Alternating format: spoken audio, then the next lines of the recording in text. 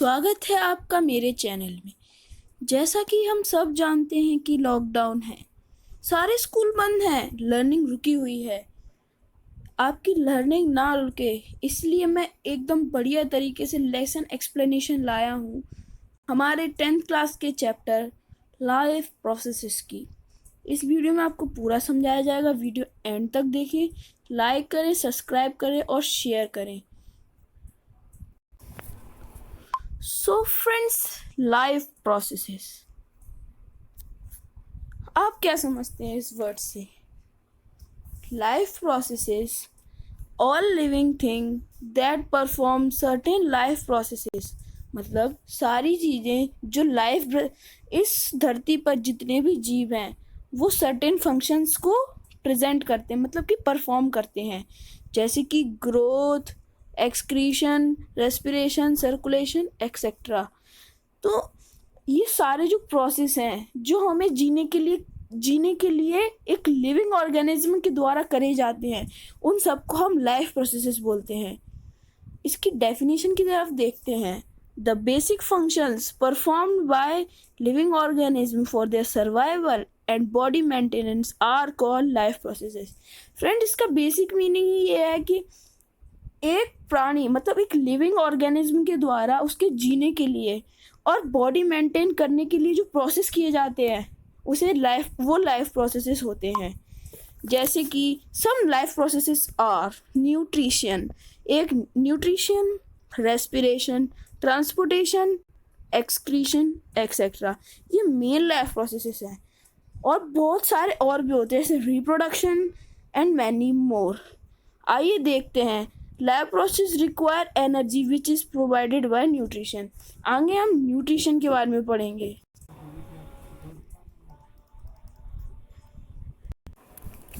तो न्यूट्रिशन क्या होता है? न्यूट्रिशन का लाइफ प्रोसेस में रोल क्या होता है? Life process require energy which is provided by nutrition, जैसा कि यहाँ लिखा है। इसका मतलब है कि लाइफ प्रोसेस को एनर्जी चाहिए होती है जो कि न्यूट्रिशन से मिलती है। अब न्यूट्रिशन कितने तरह के होते हैं? अब देखिए, न्यूट्रिशन ह्यूमन बॉडी में अलग, मतलब हर ऑर्गेनिज्म के लिए अलग अलग तरह के न्यूट्रिशन होते हैं। न्यूट्रिशन आपके सिलेबस में दो तरह के न्यूट्रिशन है, एक है ऑटोट्रॉपिक न्यूट्रिशन, एक हेटरोट्रॉपिक न्यूट्रिशन। चलिए ऑटोट्रॉपिक न्यूट्रिशन पे चलते हैं। Kind of nutrition in which organism can synthesize their own food, example green plants.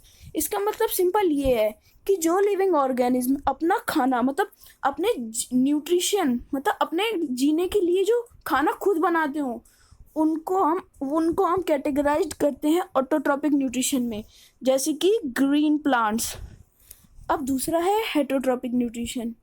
Heterotrophic nutrition मतलब kind of nutrition of which organisms do not possess the ability of synthesize their own food. They depends on other like animal, fungi.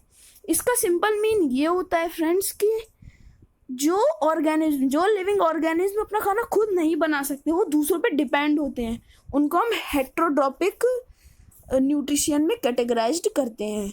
आगे हम और detail में पढ़ेंगे autotrophic nutrition के बारे में। Autotrophic nutrition. Autotrophs, the organisms which can make their own food are called autotroph। हमने ऊपर भी डिस्कस किया है। फोटोसिंथेसिस क्या होता है? देखिए, हम 5th-6th क्लास से फोटोसिंथेसिस पढ़ते हैं। बहुत ही ज़्यादा इम्पोर्टेंट टॉपिक है, पेपर में डायरेक्टली पूछ लिया जाता है। Photosynthesis, the process by which green plant make their food with the help of CO2, carbon dioxide, H2O, water in presence of chlorophyll and sunlight is also called photosynthesis. इसका मतलब है कि जो ग्रीन प्लांट्स होते हैं, green plants का खाना बनाने का प्रोसेस को ही फोटोसिंथेसिस कहते हैं, जो कि खाना वो बनाते हैं कार्बन डाइऑक्साइड, H2O मतलब वाटर और क्लोरोफिल की मदद से सनलाइट की प्रेजेंस में। रॉ मटेरियल, बहुत इंपॉर्टेंट टॉपिक, रॉ मटेरियल जो यूज़ होते हैं इनमें वो CO2 है एंड H2O है। और site of photosynthesis, chloroplast in leaf, मतलब जहाँ पे फोटोसिंथेसिस अकर हो रहा होता है वो जगह है लीफ में। Chloroplast contain chlorophyll. Chlorophyll contain करता है क्लोरोप्लास्ट, जिसकी वजह से लीफ ग्रीन कलर की दिखती है। और ये फोटोसिंथेसिस की बहुत ही इम्पोर्टेंट इक्वेशन है। ये पेपर में कभी कभी डायरेक्ट 1 मार्क्स में पूछ लिया जाता है। फ्रेंड्स, ये है मेन इवेंट्स ऑफ फोटोसिंथेसिस। इस फ्लो चार्ट को देख के और एक पाई चार्ट को देख के आप समझ सकते हैं कि फोटोसिंथेसिस में क्या क्या होता है। तो आप इसको थोड़ा गौर से देखिए। आगे बढ़ते हैं फ्रेंड्स। स्टोमेटा बहुत ही ज़्यादा इम्पोर्टेंट टॉपिक इस चैप्टर का। स्टोमेटा इस चैप्टर का बहुत इंपॉर्टेंट टॉपिक है। जैसा हम जानते हैं, स्टोमेटा का बेसिक मीनिंग क्या है? Tiny pores present on the surface of leaves.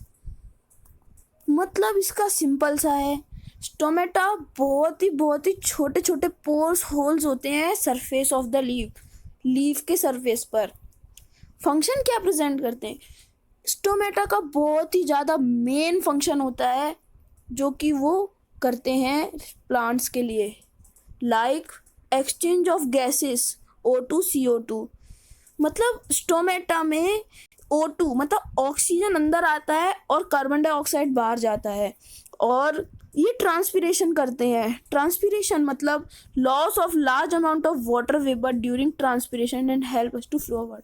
मतलब प्लांट्स के अंदर जो एक्सेस ऑफ वाटर होता है उसे बाहर निकालने का काम करते हैं। हम आसान भाषा में कह सकते हैं कि प्लांट्स को पसीना आना। हाँ, थोड़ा ऑफ लगेगा लेकिन समझाने के लिए ठीक है। दोस्तों, ऐसा दिखता है स्टोमेटा। हम माइक्रोस्कोप में देखेंगे तो ऐसा ही दिखेगा।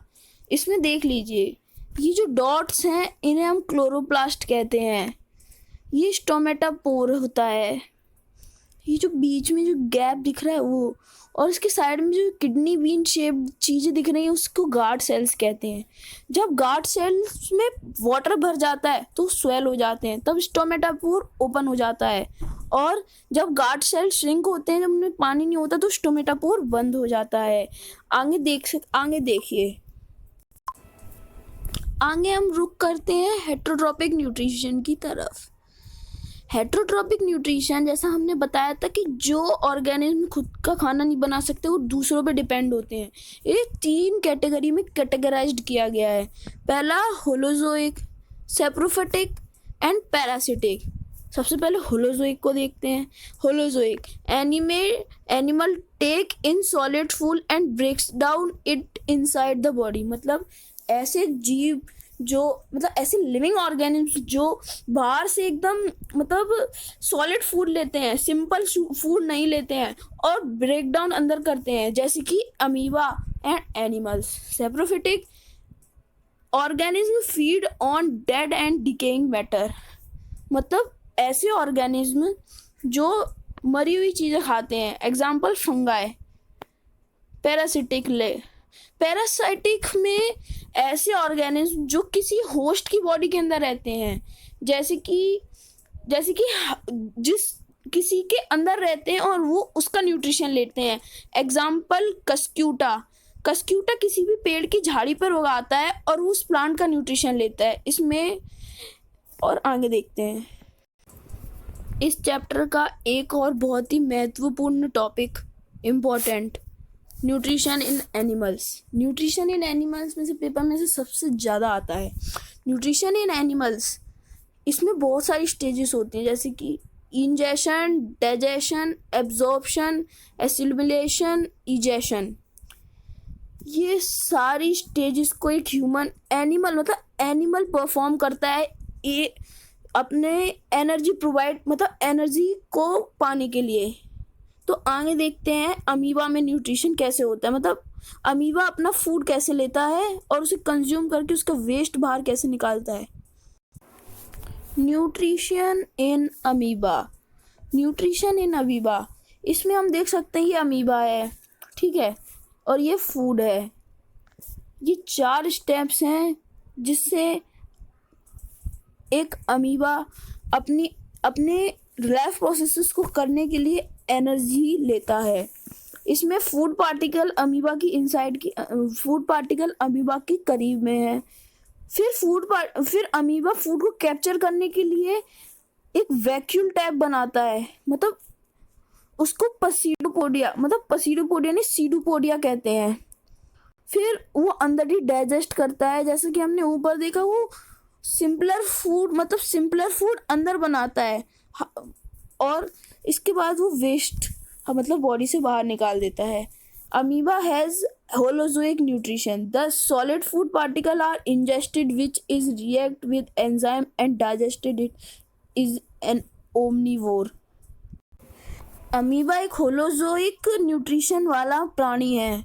वो सॉलिड फूड को अंदर ही इंजेस्ट कर लेता है, जो कि रिएक्ट करते हैं एंजाइम और डाइजेस्ट हो जाता है। और अमीबा एक ओमनीवोरस होता है, हमेशा याद रखिए अमीबा ओमनीवोर है। Amoeba move with the help of pseudopodia. ये सीडोपोडिया की हेल्प से मूव करता है। फूड वैक्यूल फॉर्म होता है। Undigested food is thrown out. उसके बाद जो फूड अनडाइजेस्टेड बचता है वो बाहर निकल जाता है, मतलब डाइजेशन। अब हम बात करते हैं nutrition in human beings. Okay, जैसा कि यहाँ पर लिखा है न्यूट्रिशन इन ह्यूमन बीइंग्स में कि ह्यूमन के पास बहुत ही कॉम्प्लिकेटेड सिस्टम है, human digestive system, which comprises a alimentary canal associated with digestive glands. मतलब ह्यूमन के पास ऐसा सिस्टम है जिससे फूड डाइजेस्ट होता है, जो कि बहुत सारे डाइजेस्टिव ग्लैंड से मिलके बना है, और उसे कहते हैं हम एलिमेंट्री कैनाल। आगे देखते हैं ह्यूमन डाइजेस्टिव सिस्टम में क्या क्या होता है। ह्यूमन डाइजेस्टिव सिस्टम, सबसे पहले एक ह्यूमन माउथ से अपना फूड लेता है। उसके बाद उस माउथ में च्यूइंग करते समय सलाइवरी ग्लैंड सिक्रीट होते हैं। सलाइवरी ग्लैंड 15% डाइजेशन वहीं कर देते हैं, सिक्रीट सलाइवा। उसके अंदर सलाइवरी अमाइलेज होता है, जिससे फूड का सिंपलर फॉर्म में ब्रेक डाउन हो जाता है, कॉम्प्लेक्स से सिंपलर फॉर्म में, और वो आगे जाने के लिए तैयार होता है, जिसमें उसकी टंग भी हेल्प करते हैं rolling and testing the food, और टीथ में च्यूइंग और ग्राइंडिंग द फूड। उसके बाद माउथ से निकल के फूड जाता है ईसोफेगस में। ईसोफेगस को हम फूड पाइप भी कहते हैं। ये takes food from mouth to oesophagus by peristaltic movement. जब माउथ से ईसोफेगस में खाना आ रहा होता है तो बीच में पेरिस्टाल्सिक मूवमेंट भी होता है, उसे हम कहते हैं contraction and expansion of alimentary canal. मतलब फूड पाइप में कॉन्ट्रैक्शन एंड एक्सट्रैक्शन होता है। उसके बाद आगे का डाइजेशन पहले स्टोमच में होता है, स्टमक में जैसे ही खाना पहुंचता है गैस्ट्रिक जूसेस सिक्रीट होते हैं, जिसके अंदर पेप्सिन होता है, हाइड्रोक्लोरिक एसिड होता है और म्यूकस होता है। इन तीनों के बहुत ही बढ़िया अपने कैरेक्टरिस्टिक हैं, जैसे कि पेप्सिन ब्रेक डाउन प्रोटीन, मतलब जो भी हमने खाना खाया उसमें जितना भी प्रोटीन है उसको break down into simpler form. और HCl जो सिक्रीट होता है वो बहुत ही ज़्यादा एसिडिक होता है, जिससे मीडियम वहाँ पे एसिडिक बन जाता है। और mucus protects inner lining of stomach, मतलब स्टोमच की जो अंदर की लाइनिंग होती है उसे HCl से प्रोटेक्ट करता है, क्योंकि HCl बहुत ही डेंजरस एसिड है। और उसके बाद फूड पहुँचता है स्मॉल इंटेस्टाइन में वो उस फूड को पहुँचते ही बाइल का सिक्रीशन मिल जाता है फूड को। बाइल लीवर से सिक्रीट होता है। फिर पैंक्रियास, वहाँ पे पैंक्रियास भी होते हैं, पैंक्रियाटिक जूस को सिक्रीट करते हैं। और इंटेस्टाइनल एंजाइम, उस पैंक्रियाटिक जूस में इंटेस्टाइनल एंजाइम्स होते हैं जिसमें कार्बोहाइड्रेट ग्लूकोज में परिवर्तित हो जाता है, मतलब कि चेंज हो जाता है। फैटी एसिड और ग्लिसरॉल में चेंज हो जाते हैं, और प्रोटीन अमीनो एसिड में चेंज हो जाता है। पैंक्रियाटिक जूस ट्रिप्सिन प्रोटीन को चेंज करता है, पेप्टोन्स, लाइपेज फैटी एसिड और ग्लिसरॉल मतलब फैट्स को चेंज कर देता है। इमल्सिफाइड फैट्स मतलब सिंपल मतलब कॉम्प्लेक्स फैट से सिंपल फैट में आना। आगे देखते हैं। स्मॉल इंटेस्टाइन में फूड पहुंच गया, इसके बाद आते हैं आगे। आगे आने के बाद फूड ना लार्ज इंटेस्टाइन में पहुंचता है। लार्ज इंटेस्टाइन में फूड में जो वाटर होता है वो सारा एब्जॉर्ब कर लेते हैं, और जो एब्जॉर्ब करते हैं उनका नाम होता है villi means finger like projection present in the interlining wall of small intestine, ठीक है। और rectum means temporary collection of waste, मतलब रेक्टम टेम्पोरेरली वेस्ट को कलेक्ट करता है, जो भी हमारी बॉडी में वेस्ट होता है। फिर एनस हेल्प इन इजेशन, मतलब बॉडी से वेस्ट बाहर निकालने में हमारी हेल्प करता है। आगे हम देखते हैं कि हमारा डाइजेस्टिव सिस्टम दिखता कैसे है। हमारा डाइजेस्टिव सिस्टम ऐसे दिखता है फ्रेंड्स, और पेपर में अक्सर ये क्वेश्चन आता है कि डाइजेस्टिव सिस्टम का हमें डायग्राम बनाना होता है। तो ये बहुत ही बेहतर डायग्राम है, आपको इसमें फुल मार्क्स मिलेंगे। आप इस डायग्राम को अच्छे से याद कर लेना, ये आपको इंटरनेट पे भी मिल जाएगा, आपके एनसीईआरटी बुक में भी होगा। बहुत ही ज़्यादा इम्पोर्टेंट डायग्राम है ये, तो आप अच्छे से देख लीजिए इस डायग्राम को। और अब इन सब के फंक्शंस तो मैं समझा चुका हूँ। पहले माउथ होता है, माउथ से फूड अंदर आता है, स्टोमच में जाता है, स्टोमक ये है। उसके बाद वो स्मॉल इंटेस्टाइन में आता है, स्मॉल इंटेस्टाइन में उसका डाइजेशन होता है, फिर लार्ज इंटेस्टाइन में जाते हैं फूड, उसके बाद एनस से वो बाहर चला जाता है। ऐसे एक ह्यूमन बीइंग एलिमेंट्री कैनाल के थ्रू डिफरेंट डाइजेस्टिव एंजाइम्स अपनी एनर्जी कंज्यूम करते हैं। आगे देखते हैं। यहाँ ह्यूमन डाइजेस्टिव सिस्टम के बारे में एक पैराग्राफ दिया हुआ है। Human digestive system as shown in flow chart, digestion being from mouth. Flow chart के द्वारा डाइजेशन जो शुरुआत होती है वो माउथ से शुरू होती है, उसके बाद सलाइवरी हमारे फूड को सिंपलर में ब्रेक कर देता है। फिर फूड मूव्स टू स्टमक, उसके बाद पेरिस्टाल्टिक मूवमेंट होते हुए फूड स्टमक में जाता है। उसके बाद स्टमक के बाद पेरिस्टाल्टिक मूवमेंट के बाद वो स्मॉल इंटेस्टाइन में पहुंचता है, जहाँ पे लीवर, गॉल ब्लैडर और पेंक्रियाज एक्ट करते हैं। उसके बाद फूड लार्ज इंटेस्टाइन में पहुंचता है, जहाँ एक्सेस ऑफ वाटर विलाई के द्वारा, विलाई बहुत इंपॉर्टेंट टर्म है, विलाई के द्वारा एब्जॉर्ब कर लिया जाता है। उसके बाद बाकी जो बचा हुआ फूड है वो रेक्टम एंड एनस के थ्रू बाहर चला जाता है। आगे हम बहुत ही इम्पोर्टेंट चीज़ के बारे में पढ़ने जा रहे हैं, रेस्पिरेशन। बहुत ही इम्पोर्टेंट टॉपिक है, पढ़ते हैं चलिए। So respiration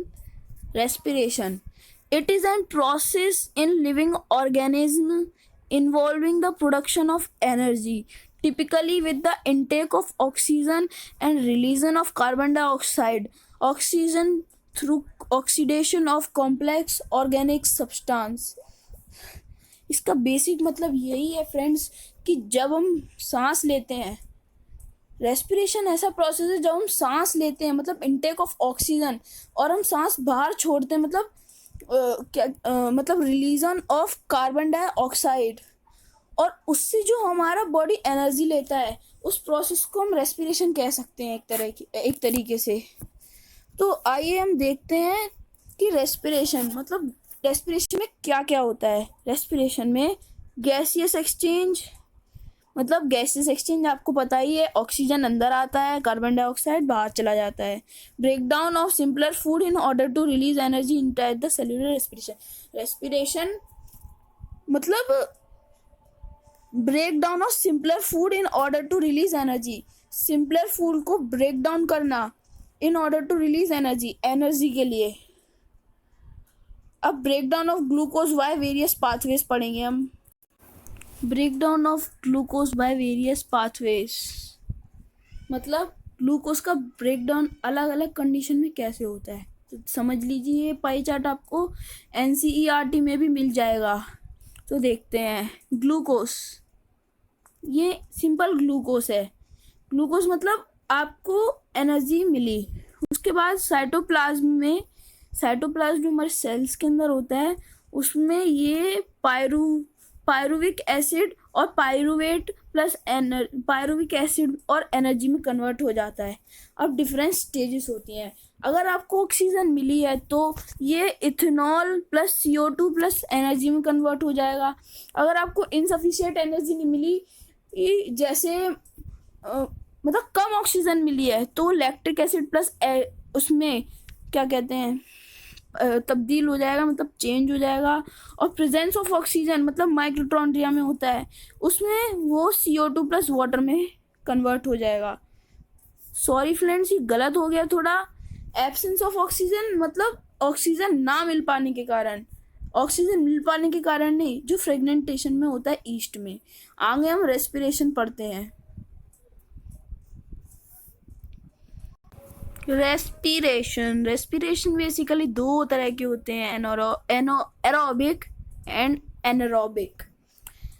aerobic respiration takes place in the presence of oxygen. मतलब कि एरोबिक रेस्पिरेशन तभी होता है जब हमें भरपूर ऑक्सीजन मिल रहा होता है, और ये एब्सेंस ऑफ ऑक्सीजन में प्रोसेस होता है इसका एनारोबिक का।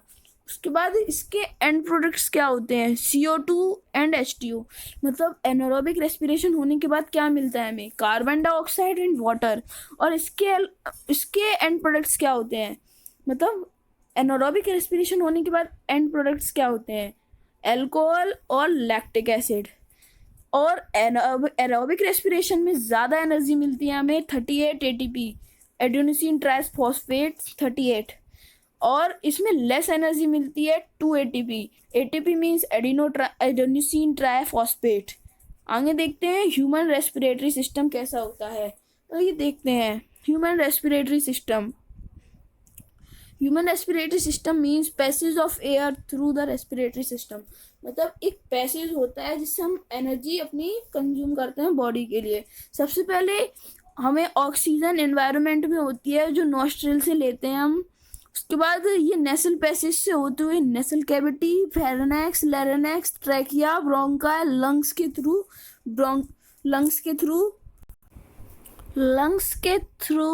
ब्रोंकियोल। उसके बाद एल्वियोलर सैक में जाती है। एल्वियोलर सैक को हम एल्वियोलाई भी कहते हैं, बहुत इंपॉर्टेंट है, ऐसा दिखता है। और उसके बाद एल्वियोलर सैक से ब्लड कैपिलरीज में जाती हैं। देखते हैं मैकेनिज्म ऑफ ब्रीदिंग, मतलब फिजिकली ब्रीदिंग के समय होता क्या क्या है। मैकेनिज्म ऑफ ब्रीदिंग के मेनली 2 चरण हैं, इनहेलेशन, एक्सहेलेशन। ड्यूरिंग इनहेलेशन जब ऑक्सीजन हमारे शरीर में अंदर आता है तो हमारी जो चेस्ट कैविटी है वो ऊपर हो जाती है, और उसके बाद लंग्स का जो साइज है वो फूल जाता है, और diaphragm becomes flat in shape. Diaphragm एकदम फ्लैट हो जाता है। उसके बाद जब एक्सहेलेशन होता है तब थोरेस्टिक कैविटी कॉन्ट्रैक्ट होती है, रिब्स मूव डाउनवर्ड। जो हमारे रिब्स होते हैं वो डाउनवर्ड्स की तरफ जाते हैं, एंड जो हमारा डायफ्राम है वो डोम की शेप का हो जाता है ऐसा। उसके बाद हम देखेंगे वॉल्यूम ऑफ लंग्स। जो लंग्स का वॉल्यूम होता है, जो उसमें एयर होती है, वो बहुत ही ज़्यादा कम हो जाती है। अब हम देखेंगे exchange of gases between alveolus, blood and tissue. मतलब जो ऑक्सीजन हम लेते हैं वो ब्लड के हर एक सेल तक कैसे पहुंचता है। देखिए, सबसे पहले तो जो एयर ऑक्सीजन रिच होती है वो ब्लड के थ्रू ब्लड वेसल्स और कैपिलरीज में जाती है। फिर ब्लड में जो हमारे हीमोग्लोबिन होता है उसके साथ ऑक्सीजन कंबाइन कर जाता है, क्योंकि हीमोग्लोबिन में ऑक्सीजन को बाइंड करने की पूरी वो होती है। उसके बाद हीमोग्लोबिन के थ्रू ऑक्सीजन है वो डिसॉल्व हो जाती है ब्लड में। उसके बाद जो कार्बन डाइऑक्साइड होती है वो बाहर निकल जाती है। उसके बाद जो डिसॉल्व हीमोग्लोबिन होती है, मतलब ऑक्सीजन जो डिजॉल्व होता है हीमोग्लोबिन में, हीमोग्लोबिन बॉडी में हर जगह जाता है, उसके थ्रू ऑक्सीजन बॉडी में हर जगह पहुंच जाती है। अब हम पढ़ेंगे terrestrial organism, aquatic organism and respiration in plants. देखिए पढ़ते हैं। Terrestrial organism use atmospheric oxygen for respiration. Terrestrial organism वो होते हैं जो एटमॉस्फेयर में जो रेस्पिरेशन की करने के लिए ऑक्सीजन प्रेजेंट होती है उसका उपयोग करते हैं। दूसरा है aquatic organism, use oxygen dissolve in water like fishes. Use oxygen dissolve in water मतलब जो ऑक्सीजन पानी में घुली हुई होती है उसका यूज करते हैं जो जानवर। आगे देखते हैं, मतलब जानवर एनिमल। आगे देखते हैं रेस्पिरेशन इन प्लांट्स।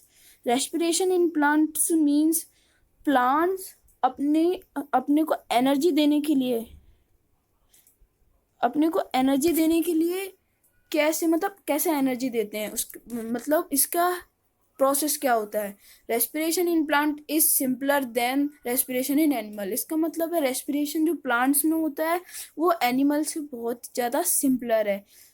और उसके gaseous exchange occurs through stomata. मतलब इसका सिंपल है कि रेस्पिरेशन करने के लिए प्लांट्स में सिर्फ स्टोमेटा की ज़रूरत पड़ती है। उस stomata in leaves, lenticel in stems and general surface of root, इन सारी चीज़ों से मिलकर रेस्पिरेशन होता है प्लांट्स में। आगे हम देखते हैं ट्रांसपोर्टेशन। मतलब ट्रांसपोर्टेशन हमारी बॉडी में एक चीज़ से दूसरी चीज़ कैसे जाती है, मतलब ऑक्सीजन हर बॉडी पार्ट्स तक कैसे पहुंचता है, और various organs associated with this देखते हैं। सो ट्रांसपोर्टेशन में हम देखते हैं human being like other multicellular organism leads regular supply of food, oxygen etcetera. This function is performed by circulatory system of और ट्रांसपोर्ट सिस्टम। ह्यूमन बींग्स जो होते हैं और अदर मल्टीसेल्युलर ऑर्गेनिज्म उनका बॉडी स्ट्रक्चर जो होता है वो बहुत ही कॉम्प्लेक्स होता है। उनको एक वेल डिफाइंड ट्रांसपोर्ट सिस्टम की ज़रूरत होती है जो कि प्रोवाइड करते हैं हमारे सर्कुलेटरी सिस्टम और ट्रांसपोर्टेशन सिस्टम। देखते हैं ह्यूमन में ट्रांसपोर्टेशन सिस्टम कैसा है। ह्यूमन बींग्स का ट्रांसपोर्टेशन सिस्टम हार्ट है। हार्ट से पूरी बॉडी में ब्लड सप्लाई होता है। और अब हम देख सकते हैं हार्ट से कैसे कैसे ब्लड सप्लाई होता है। इस फ्लो चार्ट की देखकर आप इजीली समझ पा रहे होंगे कि हार्ट में कैसे कैसे ब्लड सप्लाई होता है। हम देखते हैं पंपिंग ऑर्गन हार्ट में ब्लड आता है डीऑक्सीजनेटेड ब्लड बॉडी पार्ट्स के थ्रू। हार्ट बॉडी पार्ट्स के थ्रू ब्लड आता है। हार्ट उस ब्लड को लंग्स तक पहुंचाता है और लंग्स से वो डीऑक्सीजनेटेड ब्लड ऑक्सीजनेटेड ब्लड में बनता है, मतलब चेंज होता है क्योंकि लंग्स में हमें ऑक्सीजन मिलती है। उसके बाद जो पंपिंग ऑर्गन हार्ट है उसे वो एक एक बॉडी सेल को वो ऑक्सीजनेटेड ब्लड पहुंचाता है जिससे हमारी बॉडी वर्क करती रहे, और उसे डबल सर्कुलेशन के उसमें कैटेगराइज्ड किया गया है। Double circulation means body travels twice through the heart in one complete cycle of the body. मतलब जो ब्लड होता है बॉडी के एक साइकिल में 2 बार ब्लड को जो फिल्टर करने का काम करता है वो हार्ट होता है। उस प्रोसेस को हम डबल सर्कुलेशन बोलते हैं। इसमें उसको 2 भागों में कैटेगराइज्ड किया गया है, एक पर्मुलरी सर्कुलेशन, एक सिस्टमैटिक सर्कुलेशन। पर्मुलरी सर्कुलेशन में ब्लड जो होता है वो हार्ट से वो क्या कहते हैं वो बैक ऑफ द हार्ट मतलब मूव करता है, और सिस्टमैटिक सर्कुलेशन में blood moves from heart to rest of the body. मतलब ब्लड फिल्टर होने के बाद हार्ट से रेस्ट ऑफ द बॉडी में मूव करता है। और आगे देखते हैं ब्लड के कंपोनेंट्स में सॉलिड कंपोनेंट्स ऑफ ब्लड होते हैं और एक लिक्विड कंपोनेंट्स ऑफ ब्लड होते हैं जिसे प्लाज्मा कहते हैं। प्लाज्मा आपने बहुत सुना होगा, आजकल न्यूज़ में भी आ रहा है। वैसे आरबीसी होता है ब्लड्स में, ब्लड प्लेटलेट्स होते हैं, डब्ल्यूबीसी होता है।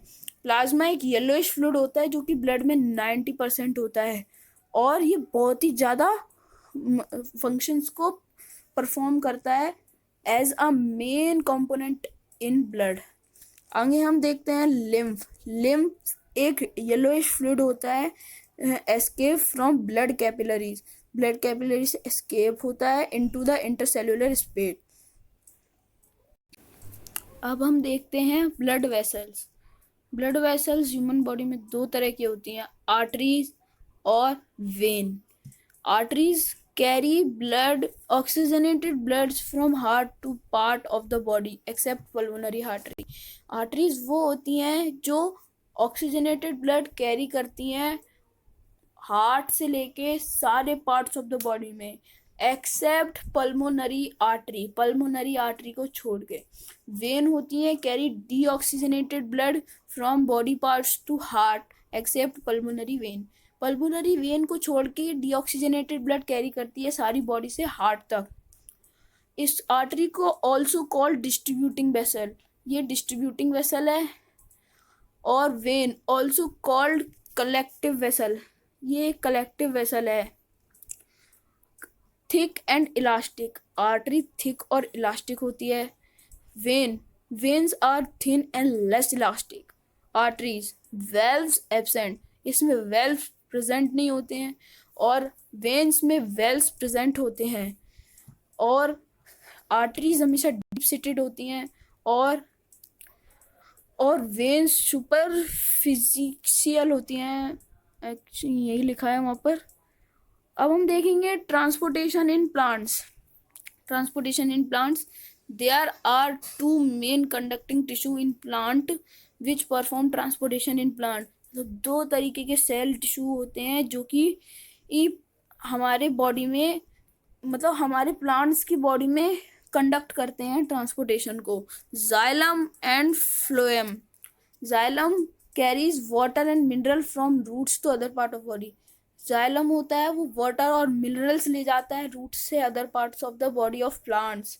And phloem carries food from leaves to all other of the plant. आगे हम पढ़ते हैं। अब हम पढ़ेंगे excretion in human beings. Excretion in human beings, the process of removal of waste, harmful metabolic waste from the body is called excretion। मतलब हमारी body से हार्मफुल वेस्ट को निकालने के लिए जो प्रोसेस है वो नाम दिया, उसका नाम एक्सक्रीशन है। Excretory system in human beings includes, ये हमारे एक्सक्रीशनरी सिस्टम के जो एक्सक्रीटरी सिस्टम बाकायदा दिया हुआ है हमें, उसमें क्या क्या होता है। Pair of kidney, urinary bladder, pair of ureter and a urethra। Process of excretion हम नीचे देखते हैं। Process of excretion, process of excretion में होता क्या है, जो रीनल आर्टरी होती है वो इम्प्योर ब्लड, मतलब waste substance to kidney, renal artery kidney पे ले जाती है। उसके बाद किडनी फिल्टर्स ब्लड और यूरिन प्रोड्यूस्ड इन किडनी, मतलब इम्प्योर ब्लड को जब किडनी ले जाती है तब किडनी उस ब्लड को फिल्टर करती है और यूरिन प्रोड्यूस होता है। उसके बाद वो यूरिनली ब्लैडर में पहुंच जाता है और हमें अर्ज फील होता है तो वो बाहर निकाल देते हैं हम थ्रू, समझ गए होंगे। Function of kidney, function of kidney simple है, it's remove waste product from the blood, that means urea which is produced in the liver. इसमें मेन काम जो करते हैं किडनी में वो है नेफ्रॉन। नेफ्रॉन ही सारा ब्लड जो होता है वो फिल्टर करते हैं। नेफ्रॉन क्या होता है? अब nephron means it is an small nerves present in millions in kidney. Actually में नेफ्रॉन ऐसा दिखता है। अब हम पढ़ेंगे मैकेनिज्म ऑफ यूरिन फॉर्मेशन। ठीक है, the urine formation involves 3 steps. जैसा कि यहाँ लिखा है 3 स्टेप्स में हमारा यूरिन बनता है। ग्लोमेरुलर फिल्ट्रेशन, जो नेफ्रॉन के अंदर एक पार्ट होता है ग्लोमेरुलस, उसमें जो फिल्टर होता है। Blood is filter from glomerulus into Bowman's capsule, जो इम्प्योर ब्लड आता है वो वुमेन्स कैप्सूल में जो ग्लोमेरुलस होता है उसमें फिल्टर होता है। उसके बाद जो फिल्ट्रेट होता है वो पास होता है, वो ट्यूब्यूल्स के थ्रू पास होता है इन नेफ्रॉन्स। उसके बाद होता है tubular reabsorption. Now useful substance from the filtrate like sodium, potassium, glucose, amino acids etcetera are reabsorbed by blood capillaries. ये वो चीज़ें जो हमारी बॉडी को बहुत ज़रूरी में चाहिए होती हैं, तो ये दोबारा हम रीअब्जॉर्ब कर लेते हैं, उसके बाद जो ब्लड होता है वो कलेक्टिंग तक जाता है, उसके बाद वो यूरिनरी ब्लैडर तक पहुंच जाता है। उसके बाद हमें जब अर्ज फील होता है तो हम उसको पास कर सकते हैं। अब हम पढ़ेंगे हीमोडायनालिसिस। हीमोडायनालिसिस एक वेरी सिंपल चीज़, जिस पेशेंट की किडनी फेल हो जाती है उसको एक आर्टिफिशियल किडनी लगाते हैं। उसको उस किडनी के प्रोसेस को लगाने का जो मेन प्रोसेस है उसको हीमोडायनालिसिस बोलते हैं। एनसीईआरटी में बहुत ही ज़्यादा अच्छे अमाउंट में इसके बारे में इंफॉर्मेशन दी हुई है, तो हम वहाँ से भी पढ़ सकते हैं। वीडियो लंबा ना हो इसके लिए हम चलते हैं एक्सक्रीशन इन प्लांट्स। अब हम पढ़ेंगे एक्सक्रीशन इन प्लांट्स में कई तरह से होता है। ऑक्सीजन जो प्लांट्स बाहर निकालता है वो भी एक तरह का उसके लिए वेस्ट होता है। ऑक्सीजन एक वेस्ट हो गया। H2O जैसे हमने बताया था स्टोमेटा से बाहर निकल जाता है, और वो H2O इन वाइट ट्रांसपिरेशन भी प्लांट्स के लिए एक वेस्ट है। प्लांट्स कई तरह से और वेस्ट निकालते हैं, जैसे कि bark, gum, resin etcetera, which is useful to human beings in many ways. उसके बाद हम देखते हैं waste product store as gum, resin, जैसे मैंने बता दिया। Plants excrete some waste into soil. Plants मिट्टी के अंदर भी अपना कई वेस्ट जो होता है वो छोड़ देते हैं। मज़ा आया दोस्तों? आशा करता हूँ आपको अच्छे से चैप्टर समझ आ गया होगा। इसके important question my CBSE guide पे आपको मिल जाएंगे बहुत ही ज़्यादा अच्छे से। अगर आपको समझ आया हो तो एक लाइक ज़रूर कर देना, हमारा मोटिवेशन बढ़ता है। Thank you.